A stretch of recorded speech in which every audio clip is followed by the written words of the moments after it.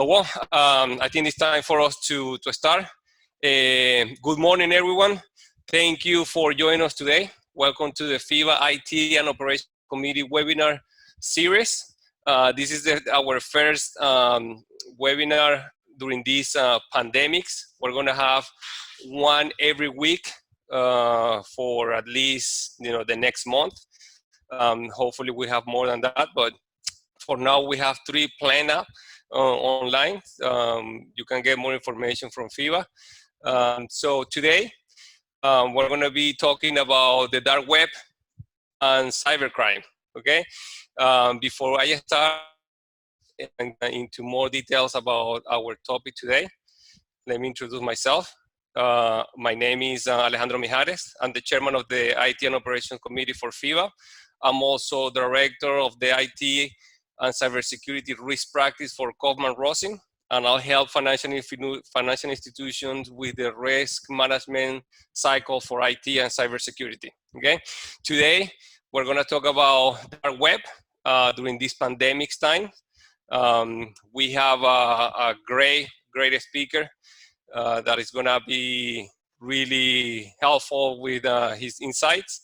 And the way that we're going to show you the dark web is we're going to be having the discussion with Robert Villanueva, an executive from Q6 Cyber, former U.S. Secret Service agent, more than 25 years, great experience in cybersecurity, great experience in the dark web, great experience in Latin America, Europe, United States. So a great person to have this discussion with. Okay, we have over 480 participants sign up for this webinar.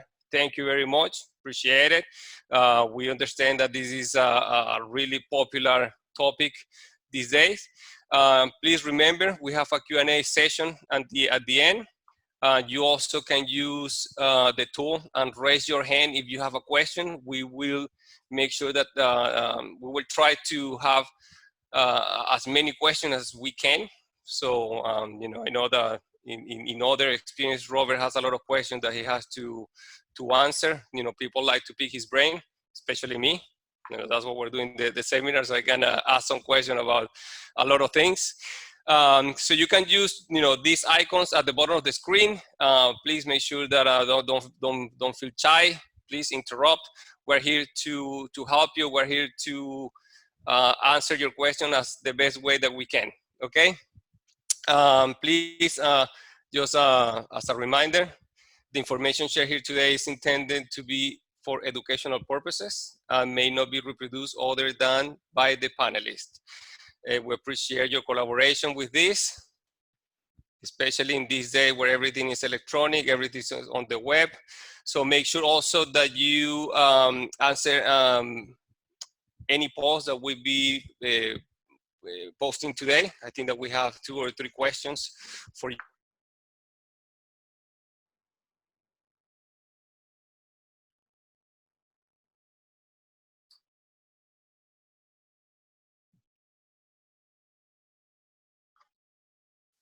Robert?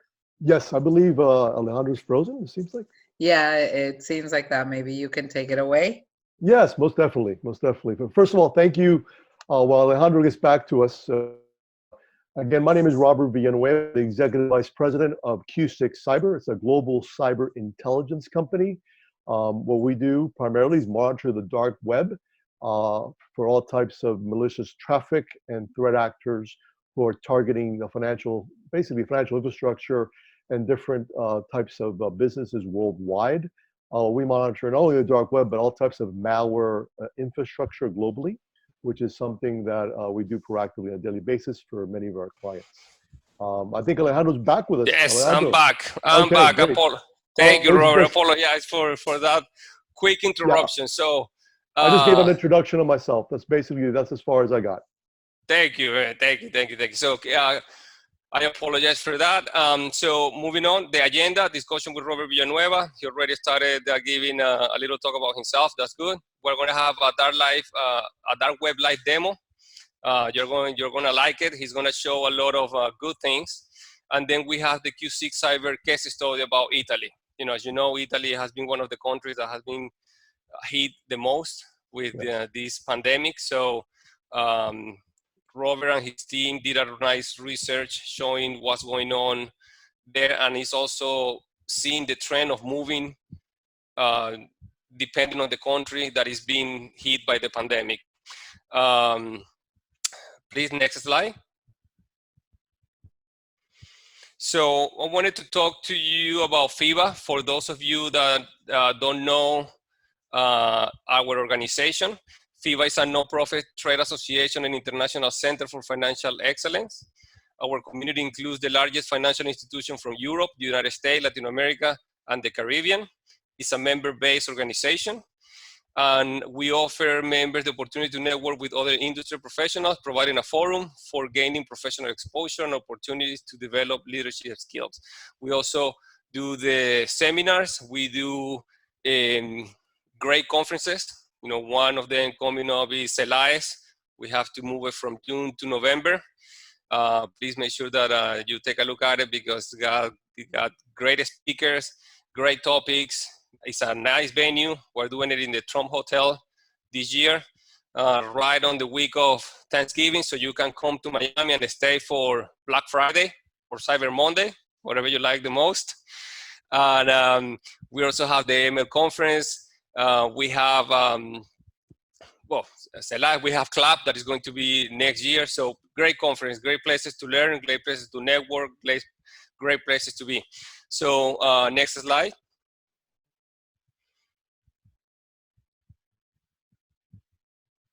Thank you. So moving forward, and before we get with Robert, I wanted to show you this text message that I got on March 19th, almost a week ago, a week and a day ago. As you can see, I got a text from Chase, supposedly be Chase, saying that my account was locked. If you see the Chase, the URL, it says Bank B. Which already is a red flag. It raises it's an alarm. So when you go to that website, it was a website that looks exactly like Chase. Now I'm gonna show you how it looks like. Please, next slide. So as you can see, it was taken down. It was a deceptive site. It's a good thing that it was taken down. However, that day, you can see clearly that it was a phishing website trying to get all the credentials to get access to the account. So that's what's happening. I haven't had, I received this type of text maybe, I don't know, every 6 months, but this one was lately, it was a week ago. So it's showing that cyber criminals are being active, are being trying to get ahead of, or trying to take advantage of the situation. So another screenshot that I wanted to show you is if you go to this URL, you can get indicators of compromise that are helping organizations, are helping people to understand where the attacks are coming from, where the threats are. So you have the domains, you have hashes, you have IPs. Yeah.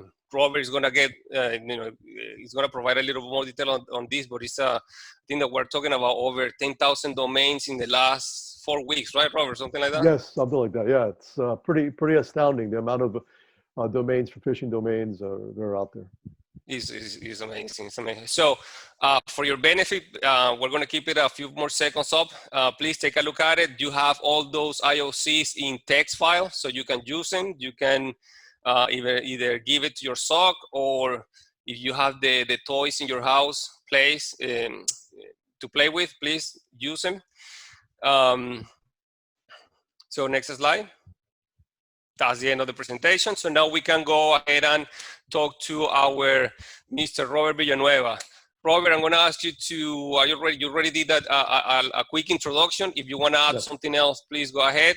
If not, I'll give you the time. I understand that you're going to show us a live demo of the dark web. Looking forward to it. Please chime. Okay. Well, first of all, I'd like to thank participants for joining. It looks like we have over 320 participants right now, which is excellent.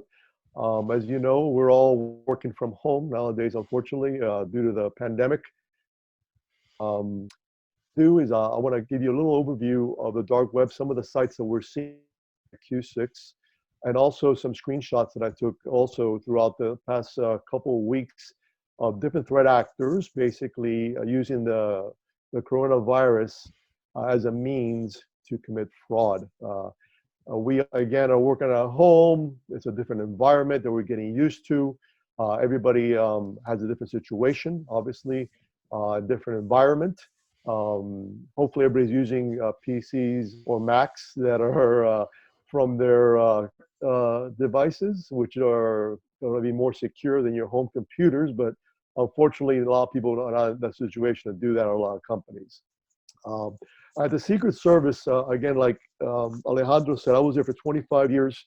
I headed our cyber intelligence section, founded it in Washington, D.C., oversaw analysis, exploitation. My background is mostly Eastern European. That's my specialty.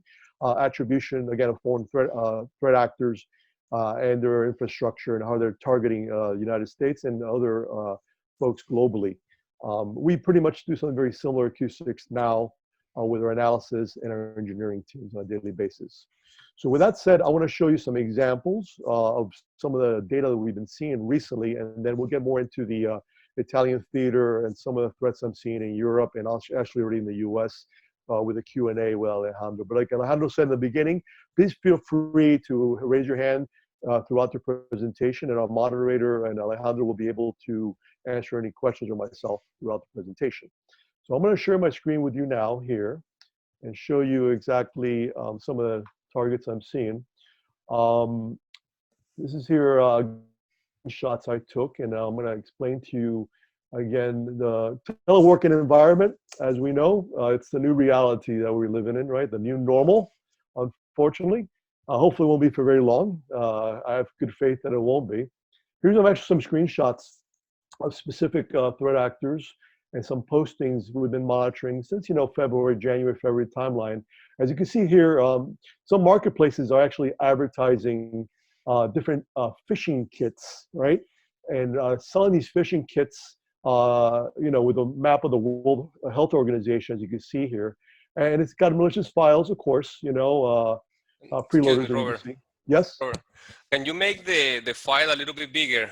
I didn't, zoom it out or... Oh, of course. You can't see it good? Okay. We had adjusted it earlier, so I was in the impression it was perfect, but is it better now? Yes, that's better. Thank you. All right, perfect. Thank you. So again, all types of phishing kits. These are Corona phishing map methods. As you can see the Cyrillic writing, these are mostly Russian-speaking threat actors from the Russian Federation, the Ukraine. But again, advertising and using this pandemic as a means to commit more fraud. A lot of them actually have videos, YouTube videos, believe it or not, actually showing the functionality of the kits, as you can see right here, explaining how to utilize them. All types of postings, by the way, we're seeing in the underground. Here's one, again, exploiting, this was in English, you can really saying how to make money working from home, on the coronavirus.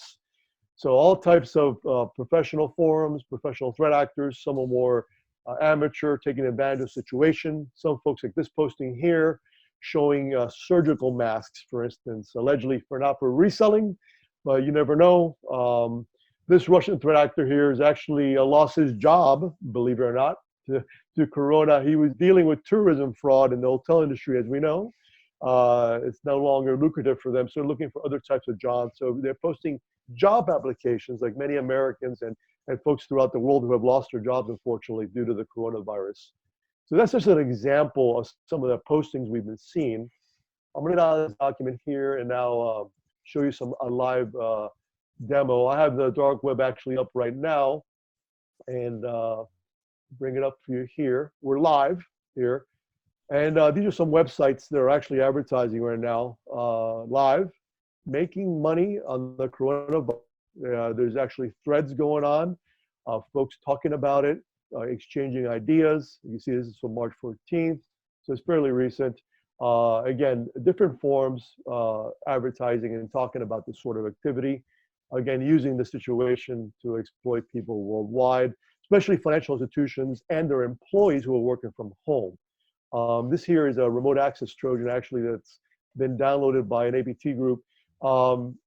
specifically, with the name COVID-19 advisory, using again a headline to have folks click on these phishing emails specifically. But again, it contains a malicious present, a document, basically, or a link that downloads a Trojan, and that Trojan is actually capture your username, your passwords, all types of information, as you're logging onto your computers once it's downloaded. So we've seen a dramatic increase in this. Also, another site here, which I'm showing, talking about coronavirus donations. This site is a very popular site among the Russian underground called Skyfraud. It's a hacking forum, as you can see, carding forum. They have all types of services here and tools that you could purchase. You can actually exchange information on carding, on account takeovers, hacking, spamming. And again, they're advertising, Russian advertising for coronavirus donations. So these hackers and threat actors on these forums, which by the way is over 56,000 people on this one website alone, is actually claiming that they're using some of their criminal proceeds once they've done it, and they're actually donating $1 for every purchase. So that's what they're claiming, again, using their fraud to coronavirus victims. So and a lot of activity in different forums in various languages. This is only a little snapshot I wanted to show you here through my virtual machine on what I'm seeing. But again, many folks doing a lot of bad things on these forums on a daily basis. And we have to all be ever vigilant because, again, the primary method they're delivering a lot of these viruses and malware is through phishing campaigns. We've seen a 50% increase globally on phishing campaigns. And again, they're focusing worldwide. And unfortunately, a lot of our colleagues in Italy and the Italian financial institutions and actually customers of the financial institutions are being victimized by these phishing campaigns. Again, everybody's at home, their guard is down, Alejandro. And so they're using that, again, as a tool for them to, send these phishing campaigns and get more victims worldwide. Thank you, Robert. That's one side is cool that you're showing us the dark web. On the other side is scary. Only one website has over 56,000 people. That's just crazy. So Robert, let me ask you. You mentioned about the phishing. We're gonna get into that a little bit later. But I wanted to ask you first, if somebody's at home and wants to get it to the dark web, wants to play around the dark web. So what would be your recommendation? So my first recommendation, yes, yeah, that's the first one. Do not. But let's say that you want to get into the dark web. So how do you do it, and how can somebody else do it? Yeah, no, I wouldn't recommend it. You have to be a professional to get into the different aspects of the dark web. First of all, when I was illustrating, I have obviously proxy services I'm using, different virtual private networks I'm using as well as a virtual machine on top of my Mac. So it's very complicated. It's not for anybody to do. Do not try it at home. If anybody's got any questions, please just send me an email direct to rv@q6cyber.com, my initials, Robert Villanueva, or call me and I'll do some, if you want some looking for anything that you want, or we'll have one of the analysts actually take a look and do some research for you now that if you're interested. But again, I would definitely discourage it. I would not encourage it whatsoever, because these sites, many of these sites, by the way, when you go visit them and you're not using the proper security tools on your machines, on your computers, they're going to download malware on your computer, and then they're going to own you, by the way, and everything's on your computer. So just be very careful with that. Again, reach out to a professional that knows what they're doing, again, or a company or someone like yourself, Alejandro, to be able to do that. Thank you, Robert. Thank you. So now let's go back to what you mentioned about phishing. So my question is, so you mentioned that you've seen a 50% increase in phishing attack. What other type of attack have you seen going on in the last 2, 3, 4 weeks since all this started to pick up? Yes. Well, there's several different attacks. By the way, the phishing attacks are not only occurring in financial institutions, they're targeting healthcare industry in general, okay? They're different targeting hospitals, all right? Both clients and through account takeovers, for instance, of actual members of different health services. So say you're logging online virtually to your healthcare provider online, and you have malware in your computer. Now they're stealing your credentials. Remember that. Anything you type on the computer. So it's an account takeover, your username, your password, your IP. They're going to be targeting that and then trying to take over your account at the healthcare center. Beside that, we're also seeing them targeting specifically hospitals and healthcare centers for their data, for their patient data, right? So we're seeing this really an uptick in the past month or two, Alejandro. They're targeting him for ransomware attacks, believe it or not. They're, first of all, infecting these machines, the computers of employees with phishing. They'll put TrickBot, which is a malware, basically it's a precursor to ransomware attacks. And after they do the TrickBot, they'll send Roiko different types of malware, probably Russian malware, and they'll freeze the computer, seize the hard drive, and hold it hostage for types of cryptocurrencies like Bitcoin or Monero, for instance. So it's something that's very common. So it's not only the financial sector that's being impacted, it's also the healthcare sector and anybody else that they could target. Again, they're using the coronavirus and people online to exploit them and to try to get as much information as possible. Thank you, Robert. So I want to get back to you on the Monero and Bitcoin. I have a question for you there, but on the healthcare. So if I'm understanding, the two main industries that are being attacked are healthcare and financial institutions. So you have cyber criminals are going for cash and data, right? So in your experience, what you're seeing there in these days, what are they looking for the most? Is it the data? Is it the cash? Because, I asked for the cash because money mules, we are in quarantine, right? So people should not be on the street, should not be using ATM. So money mules are losing their jobs pretty much. So well, yes and no. Yes okay. and no. Physically, they are. Physically. Okay. Nowadays, you go online. You can have an account like you could be a money mule online. So there's a lot of victims too, by the way.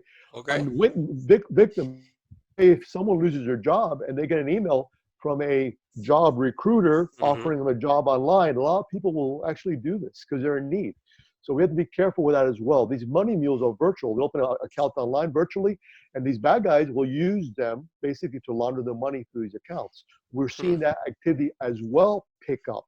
We're identifying many money mules at Q6 Cyber, virtual money mules, and we're notifying financial institutions of this as well. Especially their AML people that are very interested in anti-money laundering activity. So again, we're seeing that. So again, account takeovers are very prevalent, right? For credentials, all right, user credentials, money mules, ransomware attacks also have been escalating, right? You could just look and Google some of these hospitals. The news events have been coming out, like in Illinois recently. Public health Champaign actually, they got hit, with the ransomware attack. So it's happening and increasing on a very escalated basis. And of course, they're going to target any kind of database or restaurants that are closed now. If they can access their networks and they're storing data and they're not PCI compliant, right? They'll steal their credit card data and try to resell that on the dark web as well, because they know that people are working virtually. They're not, functioning at 100%. So they'll use that against financial institutions to commit more card fraud and payment card fraud. Robert, you mentioned the AML people, BSA and AML people, and that's a great example to show how this is not a problem that is only IT or security people. This is a problem that goes a little bit more.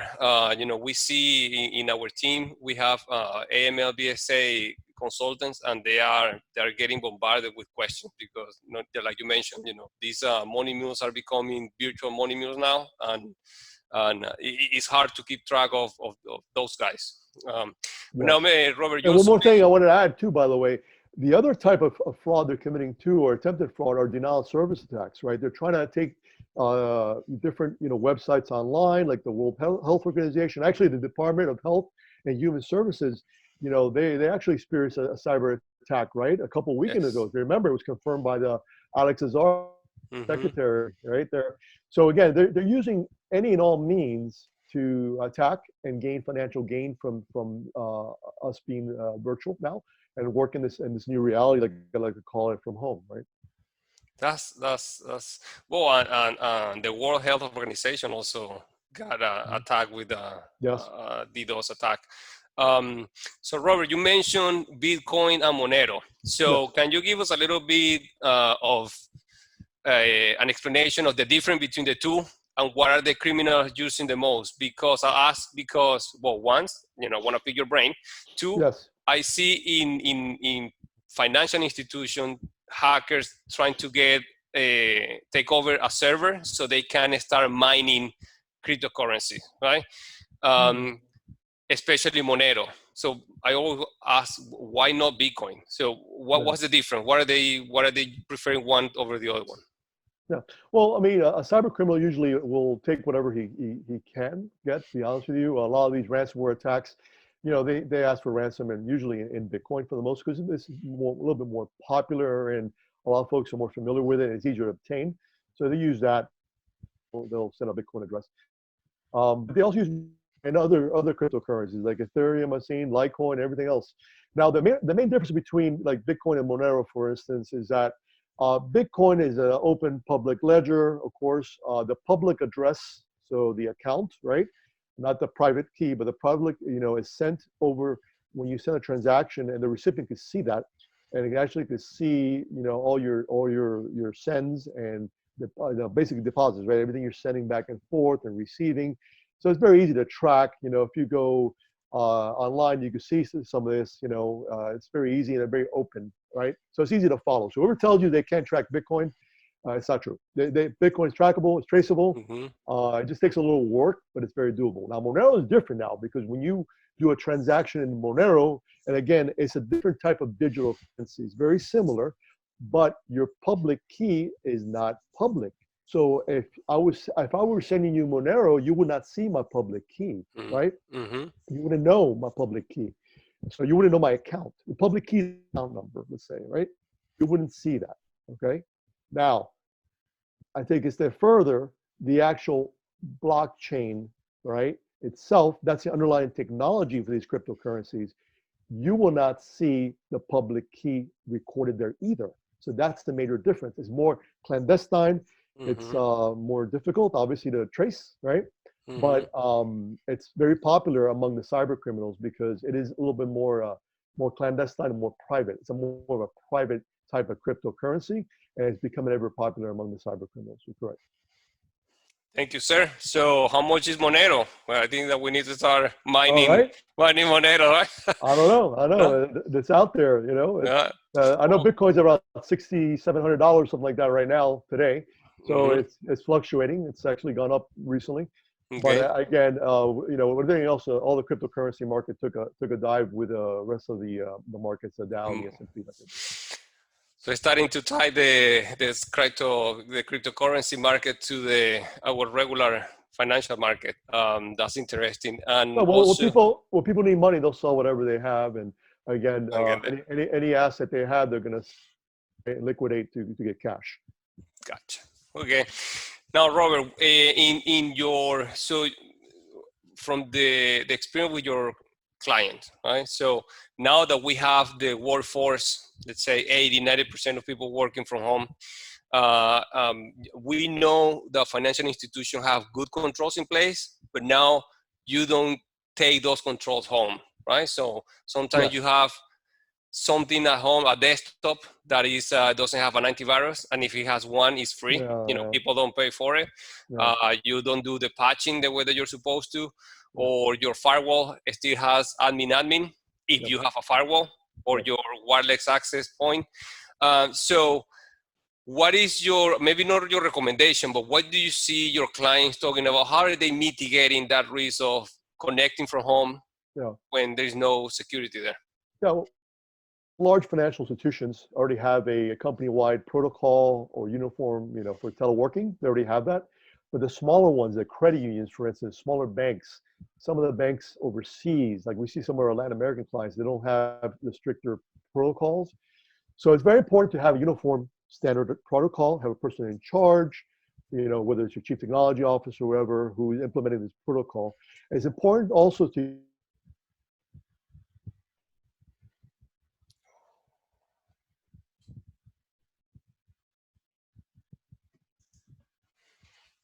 I think Robert had a technical issue. Alejandro, maybe you want to address a couple of questions? Of course, yes. Let's go Then- for it, Daniela. There's a question here asking if Monero, I think this is a question for Robert, but the question is, can it still be traced, Monero?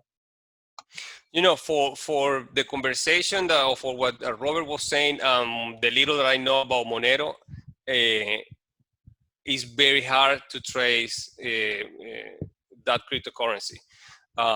People used to think that Bitcoin was really hard to, but you know, now we have people with a specialty that know how to trace it. Now, I don't think that Monero is something that you can trace, just given the fact that the private key is not available. The public key is not available to everybody, so that would make it hard to trace. However, you know, I think that we can ask that to Robert, so he can give more detail on that, because you know he deals with that every single day.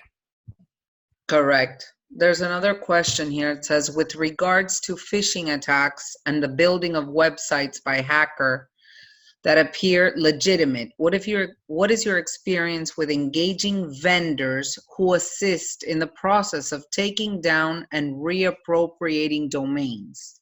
Does the industry that offers services to take down illegitimate websites constitute a reputable industry? Let me see. I think that we have Robert back. Robert, are you back?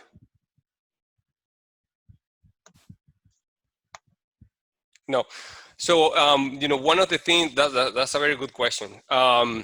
In my experience, what I've seen, and I think that that's one of the things that Robert does, you know, he can go back and say, trace a website that is a phishing website that is not the right one, and taking those down, or help the process of identifying those and taking them down.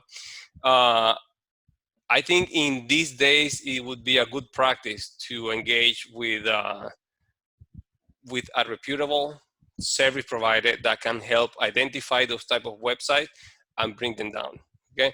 Now, if you have a good SOC or if you have a good security team, they're going to be able to trace IPs that will take you to a bad websites. And now then you can contact either the FBI or your regulators, and then they will do what is needed to bring those down. If not, if you don't have that, it would be nice to, or it would be good to think about getting a service provider that can help you monitor that. Now, I don't recommend people getting involved in the process of taking those down, but I think what is recommended as a best practice is just to get involved with a service provider that can identify those websites or those bad IPs and help you either remove them, make sure they monitor those, and you know, don't get in trouble. Correct. Hello, I think we have Robert back right now. We have Robert back. Go figure. I speak about the internet and connectivity, and I go down. And I have a secure. That's for going on the dark web. Yes. I have a secure connection too. That's ironic. Somebody brought you down, man. Hey, Robert, we have so when you were dark, we had a question about Monero. So I think that's a good one for you. So Daniela, can you repeat the question, please? Yes, absolutely. The person was asking if Monero can be traced. They asked, can it still be traced? Well, it's very challenging to do. How's that? It's not Bitcoin. All right. So to be quite candid, it's very challenging and very difficult. I'm not going to say it cannot be traced, but it's not very accessibly to be traced. Now, Robert, let me ask you: do you need to have an expertise, or you only need time? No, an expertise. Yeah, there's companies. Yeah, like we at Q6 work with companies as partners. We do a little bit of again research ourselves, but we work with also partners who professionally are able to trace the blockchain and the transactions.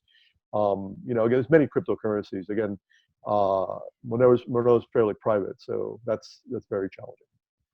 Okay.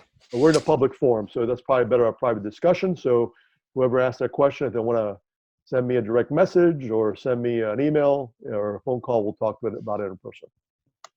Okay, I'm not sure if you were able to answer the phishing attacks question and the building of websites by hackers that appear legitimate, and what is your experience engaging vendors who assist in the process of taking down and reappropriating domains? Yeah.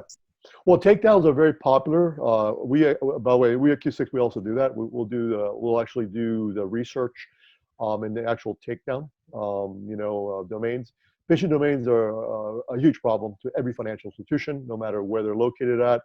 But we do it on a daily basis. So that's something that is very doable. But again, it's like whack-a-mole. One comes up, another comes down. So it's just consistent being offensive in nature, not waiting for it just to happen. You have to be offensive, looking for these websites and phishing domains, and then you're taking them down as fast as they pop up. Okay, good. Thank you. So yeah, so that's a great service. I think this is if people want to be proactive, that's a good way to be proactive. So Robert, now let's get into your research business case for Italy. Can you let us know, the methodology that you guys use and what motivated you to do that research and your findings? Yes, well, we have Q6 Cyber. It's a global company, cyber intelligence company. As I mentioned, we have clients around the world, including in Europe, right? So as the pandemic, started mostly, as we know, in China, in Wuhan province, started migrating. People started traveling from that location to different parts around the world. Italy specifically, which, by the way, we have financial institutions or our clients there, we work with them, had 3 flights a day, by the way, from Wuhan, going into the northern region to Milan, because of the garment district and all that. So a lot of the theory behind it is that that's how, started spreading a little bit in Italy. And of course, they started getting affected, as everybody knows, from this global pandemic. And we started talking with our clients there and with our partners there, as well as other countries in Europe, like Spain, for instance, too. And we saw them targeting, by the way, now the threat actors, mostly Eastern European, targeting those European countries specifically. So they were basically following the news, right? They were following the news and the pandemic somewhat. So they started targeting a lot of the increases in attacks from all types of sophisticated attacks, by the way, not only account takeovers, but they were actually taking over victim machines, clients of financial institutions, customers in Europe, taken over through different methods, their machines, and actually capturing information and doing wire transfers. So we're seeing some of this live, actually witnessing some of this information. So we were able to actually stop some of these transactions from occurring. Account takeovers, basically wire money from a victim account out of the country or into a mule account, a virtual mule account, by the way, Alejandro. So we're able to see this. So again, these threat actors are focusing on the region. And now we're seeing some attacks now toward the US and targeting through malware and different types of web injects, customized malware, right, to financial institutions and their clients to the US, right? So now we're seeing attacks like for New York-based institutions in the Northeast, because of course what's happened in New York, but they're still persistent in Europe, because Europe is still pretty much locked down, most countries there, by the way. So they're targeting both Europe and the US. And this morning, I was on a call with some clients in Argentina, and guess what? Now we're seeing some attacks down south too, in Latin America. So we're seeing a little bit now, again, them migrating a little bit, but now it's global. So we're going to see it. As long as this is going on and a country's locked down and people are home, they're going to try to victimize them. That's scary. That's scary. So Robert, before you got disconnected, we were talking about what you were seeing your clients doing to mitigate the risk of people working at home. and you know, I don't think that we got the conclusion of your input on it. So, can Oh, you? yeah. Well, hopefully FIBA won't take me down again. So, What are best practices? look, some of this is very basic stuff. Okay, it's very simple. You know, it's common sense stuff, something we already know about. Their IT people always bothering us about, right? But it's very stuff that's very useful. Okay, I mentioned already about the VPN, which is important. You know, company-wide policy, the device, computers in the corporate machines. Another thing too is don't send anything sensitive via email, right? If you have something sensitive, sometimes call from a hardline or call from a phone. Sometimes it's better to do it that way, you know, especially if it's a hardline, a secure phone. You know, cell phones obviously are a problem too, but if not encrypted, there's all types of encryption out there. It doesn't have to be PGP or GPG encryption. It could be any kind of encryption. Most big companies and banks have encryption. So use that. Update all your antiviruses, of course. Applications need to be updated. You know, basic stuff that you see. There's a nuisance. You know, when it pops up, you need to do it. Okay. Anything stored, by the way, if you're storing any sensitive information on your laptop or any device, encrypt it. And lastly, be very leery of any phishing campaigns. Anything with coronavirus in the subject line or any emails you're getting that are phishing or different, be careful because they're phishing emails. Again, that's how they're going to get you now, primarily through these phishing emails, all right, which are going to be happening and occurring for the next, I would say, to the summer. All right.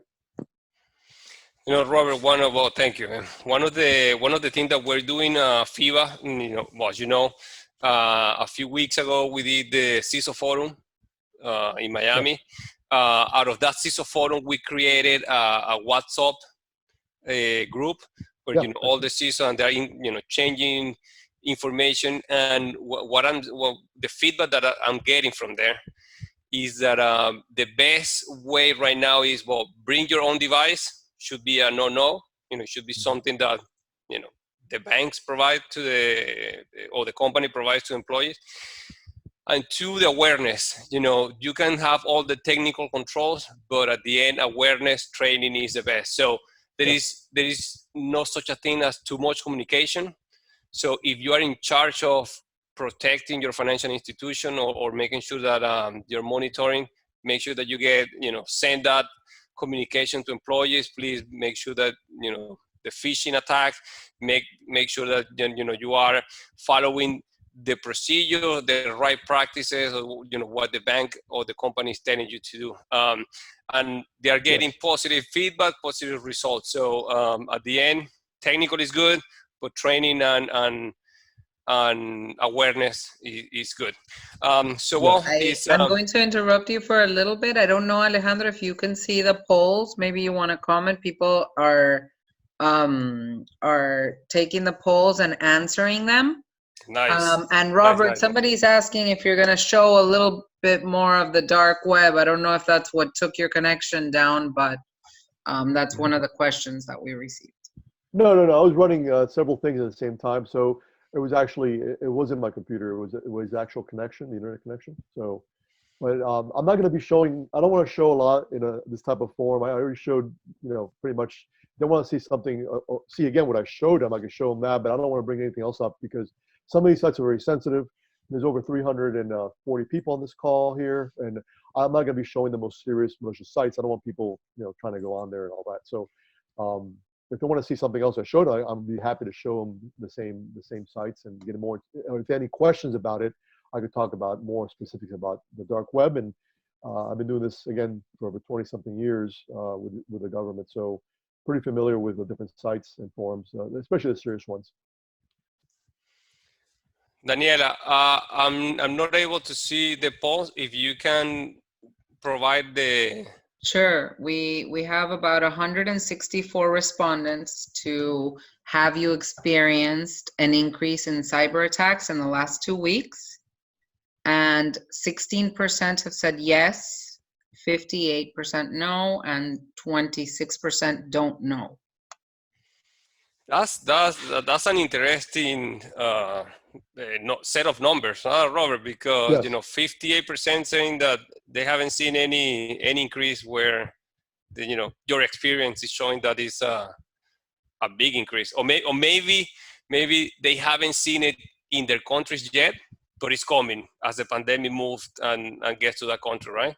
Yes, but cyber attacks, you're talking, it's very, very broad. So I'm talking specifically about phishing attacks, the Okay. the phishing attacks. Okay. Also denial of service attacks. I've been seeing that. I've also been seeing more malware being sent out by threat actors. And a lot more chatter also by the threat actors who are actually talking about the coronavirus and how they're going to exploit it and utilize it. Like I showed you with the screenshots, these are folks, that are actually talking about this and they're using this against us, basically. So a cyber attack, again, there's different things. And also, by the way, when they steal credentials, whether they're employee credentials or whether they're your customer credentials, it's usually going to take a while before they actually utilize them. It takes sometimes, a while before they go through the logs, they actually capture the information and attempt to utilize them. So it depends. I'm seeing right now, Italy in particular, Spain and France, right? Also Belgium, by the way, are experiencing a lot of account takeovers. I was on a call with them yesterday, and that's the clear indication that they gave me, and what we've been seeing already for the past month and a half.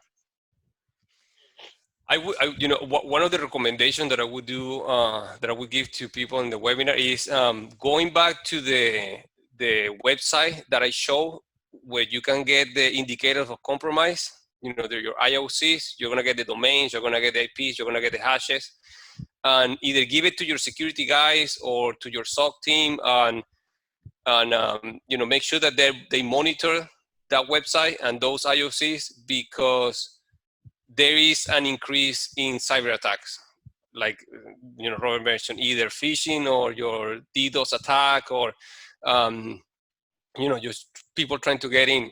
So make sure that you follow and you monitor those IOCs, because it's happening and it's going to be happening. We haven't seen the end of this pandemic yet, so it's just going to get it's going to get worse until we get either a cure or stop the spread. So please, I think that Daniela, we're sharing that presentation, or we can go back and put it up so people can see it, but please make sure that you follow those IOC.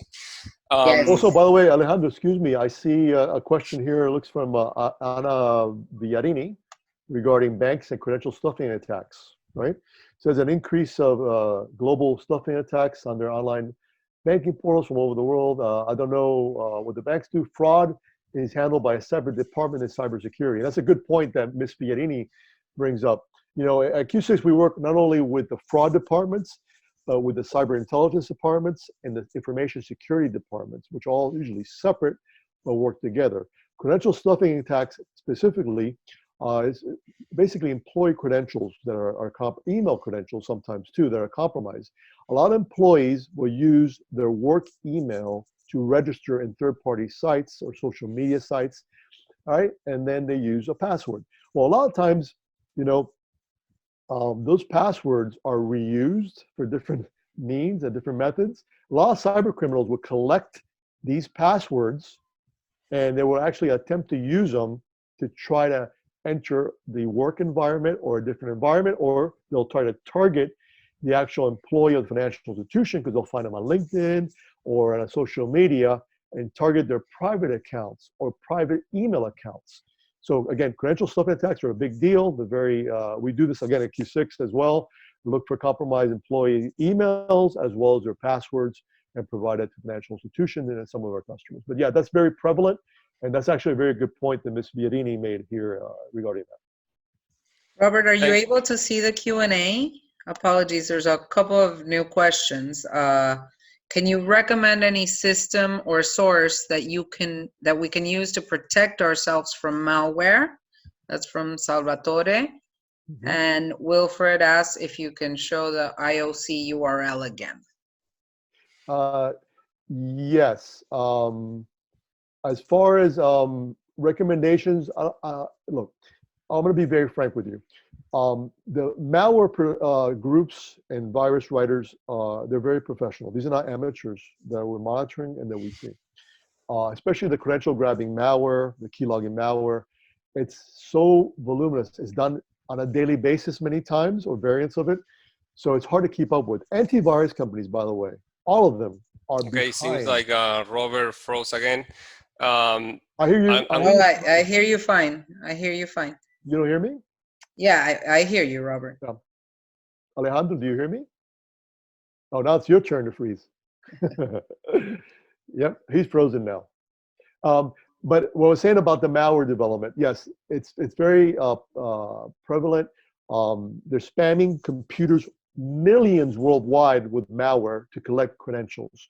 So again, you have to be ever vigilant about that. So antivirus, you need to run it and all that. But remember, they're always a couple months behind with the new signatures, because for them to know about a malware and add it to the antivirus, need the signature, so they need to know about it first. So it takes a while before they catch up with everything. So they're always playing catch up, right? So there's a lot of good antivirus companies out there. I would recommend, some of the most popular ones are very good to use. I don't want to recommend them by name, but there's not one specific tool that's going to catch all malware that's out there. Right? You have to be vigilant and you have to be proactive. It's very important for you to be proactive with intelligence and cyber intelligence specifically, because I think Alejandro's back. Alejandro, you're back? I am back. Okay, I see you. That was your turn now. Yes. So cyber intelligence is very important to have, to be offensive in nature, not wait for these attacks to happen, to know what's going on in the dark web, know what's going on with this malware infrastructure, how they're targeting you, how they're targeting your employees, how they're targeting your clients, your customers, because you want to get ahead of it. You want to be able to disrupt the activity before it occurs, not wait for it to happen. You don't want the fraud to happen. You want to be able to prevent it, or at least mitigate some of it. There's not a silver bullet. You're not going to be able to prevent all fraud, but you could definitely reduce it by being proactive. And that's something that I encourage, and I've been, again, preaching for many years, because don't wait for the bad guys to, attack you. Know what they're doing, know what they're saying, and get ahead of it. It's very important. Robert, let me, I wanted to jump in and just give my 2 cents on the questions regarding the system that can be recommended to recommend any system for used to protect ourselves from malware. My 2 cents is, there are plenty of products out there. Several of them are really good. The key is to get the pay ones. I know that is spending money, but they are, when you pay for it, you get more security than when you get the free ones. Okay. Yeah, I agree. I don't like recommending. I said I don't like recommending a specific product because they're all a little bit behind, as you know, Alejandro. Yes. With malware development and all that. But you're correct. If you pay for something, you get what you pay for. So it's simple as that. Exactly. So, yeah, look for it and pay for it. Now I can't see all the chats, by the way. I don't know if Daniela, you can see the chats, or Alejandro. Yeah, we don't have any questions currently. Are you able to see the polls that we're showing? They pop up, yes. Okay, so maybe you can read. There's a couple of polls to see if people have been experiencing some trouble during, working remotely. And right now we have in progress the types of attacks that people have experienced during the last 2 weeks. But I cannot see the results. Daniela, do you have the results there? Yes, I can see it. Okay, so. Oh, by the way, I have a question. I see a question. Will the seminar be recorded? Yes, it is being recorded, by the way. If you reach out to me, I will send you the link, so that way you can have it. We're going to post it on the FIBA.net website as well. Awesome. So that you have answers to that. So for the types of attacks that people have experienced, 76% have answered phishing, 20% malware, 17% other, 5% ransomware, and DOS and DDoS attacks are 6% currently. Password attacks, 8%. That's crazy. That's crazy, and I guess the results go with what Robert mentioned. Phishing and your malware and DDoS attacks are, was on the rise. So anything to add there, Robert? No, that's exactly what I'm seeing. Like I said, the phishing attacks, as everybody can see, on my personal Gmail account, I see the spam filter. It's catching a lot more malware, more phishing attempts. So yes, I mean, that's right in line with what we're saying. And the malware attacks too, like people are saying, yeah, more malware being sent and distributed. Again, what you have to worry most about are the credential grabbing malware. Everybody wants your credential, your username, your password, your session. And remember, the malware, right? Different types of malware, like Azeralt, for instance, Archive, all Russian malware. They not only get your username and password, but they capture your IP, they capture your sessions on your computer, your different processes, your different programs. So they have a real good snapshot. Phone numbers, by the way, addresses, names. They have a whole profile on the actual victim. And they're going to use that not only to try to log onto your accounts, but to social engineer the bank to change things because they have information about you. So keep that in mind. It's not just your username and password. That's very basic. It's a lot more than that. So again, you need to be proactive, preventative, and be able to know what the bad guys are doing and how they're doing it and what they may have in advance to be able to defeat and prevent some of these attacks. Robert, we have another. Yes, sorry, another question. Yes, so we have another question, Robert. So for machines outside of the organization, additionally to anti-malware, can we use other tools to look for IOCs like Loki Neo 23X0? Let me take my 2 cents. The best way, the best way is to get your SIM and get your SOC team and give it to them. I'm not aware of any special tool that can help you with that. I think that if you are proactive with people looking at your SIM, people looking at your SOC, that's the best way to take advantage of the IOCs. Yeah, I agree. I mean, wholeheartedly. I mean, there's gonna be a lot of noise out there. I'm sure in all these, SOC teams and SIMs, especially with everything going on, a lot of false positive, of course. But again, there's other ways too, by the way, to know about IOCs. For instance, if a computer, say, an internal device or a machine's compromised, that's obviously the worst case scenario in a financial institution. That machine usually has malware, right? That malware is reporting back overseas to a command and control server, right?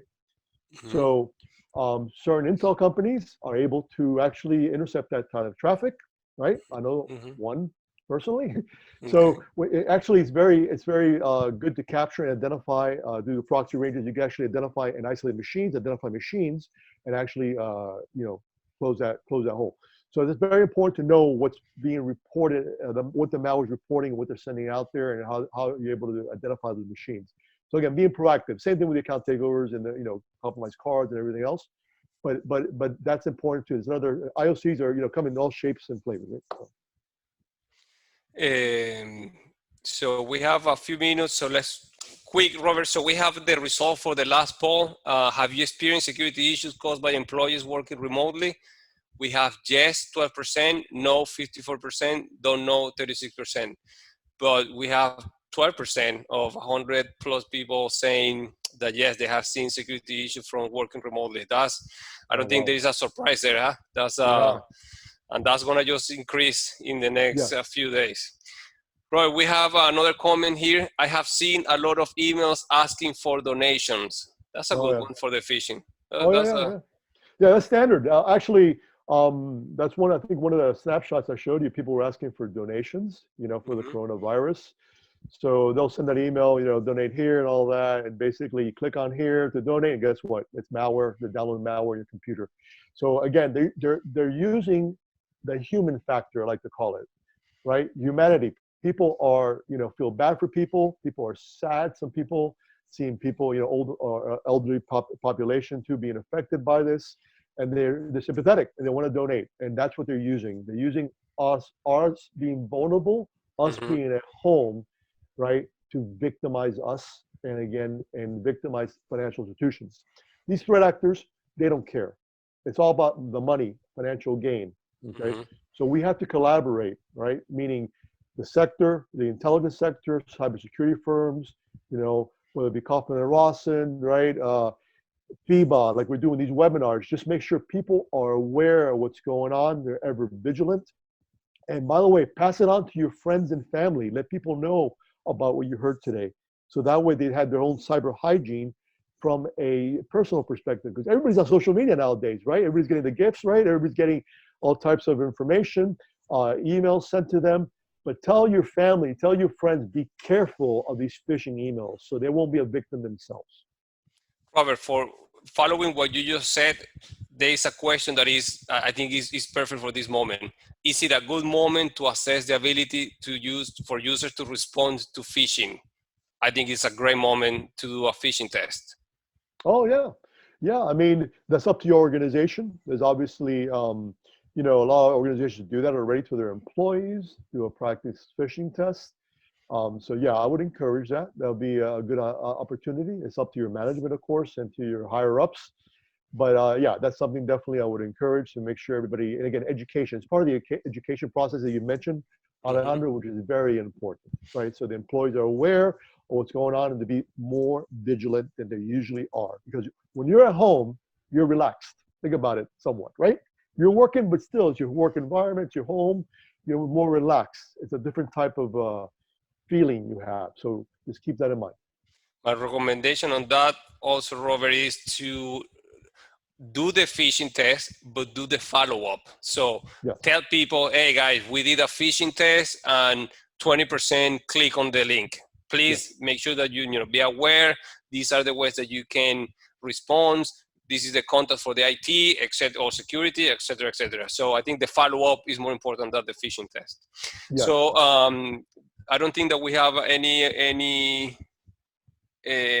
other question coming in. Oh, by the way, excuse me, Alejandro, I was going to say, FIBA had mentioned that we're going to do one actually in the Spanish language in the next couple of weeks for some of our friends in, down in Latin America and in Spain. So they wanted to do another one of these, very similar to what we just did in Spanish.